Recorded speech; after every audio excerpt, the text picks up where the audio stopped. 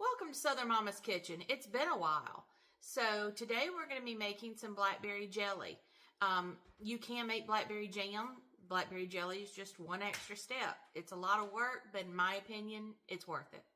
All right, first thing you want to do is you want to sterilize all of your jars. So go ahead and get your jelly jars and just submerge them in your water, and you're going to get that boiling and let them boil for about 10 minutes.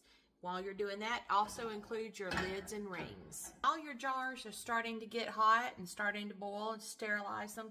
Go ahead and start getting your blackberries good and hot so that you can mash all the good juice out of them.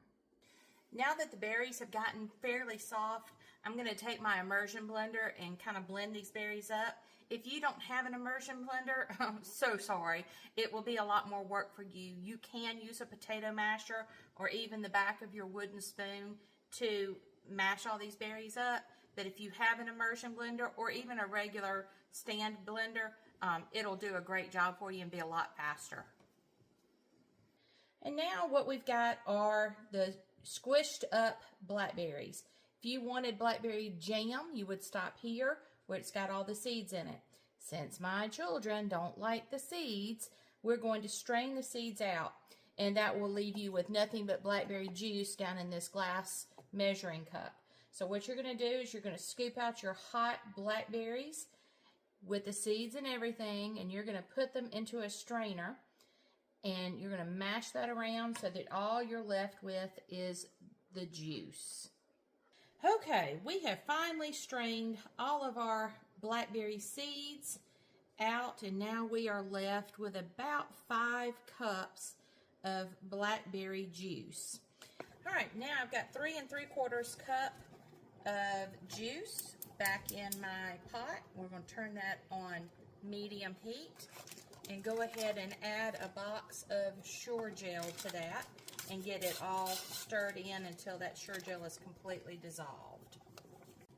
Now we're going to add just about a teaspoon of butter to that jelly juice and pectin, the Sure Gel, to keep it from foaming so much.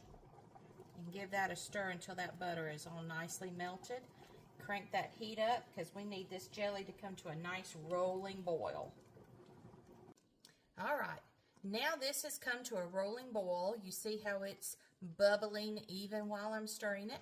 Now that that has come to a boil, you're going to go ahead and add in, while stirring, 4 1/2 cups of sugar.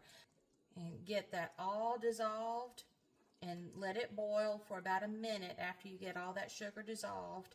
And then you'll be ready to start putting it in jars. Keep stirring. Continue to scrape down your sides so that nothing burns. And let it come up to that rolling boil again. Now you're going to take your hot juice and sugar mixture, your jelly, and you're going to start ladling it in very carefully to your jars because you don't want to waste it by making a mess. And fill your jar up to the bottom of your funnel. When you've got that, take your funnel out, set it to the side, put your next one in, and repeat the process. All right, now you're going to take a little white vinegar and carefully wipe down your rims to make sure that there's no jelly on them so that you will get a great seal. Screw those on fingertip tight and repeat the process. Now you're going to take your hot jars of hot jelly, put them back in your water bath canner. Make sure that everything is covered, and then put it on a boil for about 10 minutes. All right, these jars have been boiling for about 10 minutes.